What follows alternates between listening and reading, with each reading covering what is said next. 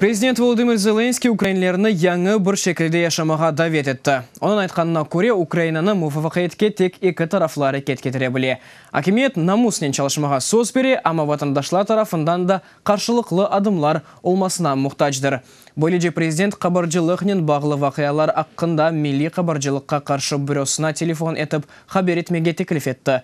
Бұның илек қанун қоруйжылар эпсы бүлдірмелеріні қабыл етіп, оларға қаршылық көстережеклері деп инандырды. Зараз я звертаюсь до громадян. Шынды мен ватандашларымызға мұражат етем. Егер сізден қабар талап етілсе, яда аксіне сізге қабар теклиф етілсе, яда дегер башқа қабаржылық схемалар олса, сусмаңыз, иштимай ақларда да әршей yok oldu. Бұларды айны Зеленский өз адамларны қойду деп язмақ керек дегіл. Yok, мұны сізге телефон номералары, бұл милли қабаржылыққа қаршы бюросы. Телефон етіп хабер етіңіз, қанун құруйжы органлар есе қаршылық көстеріп жазаралайжақ.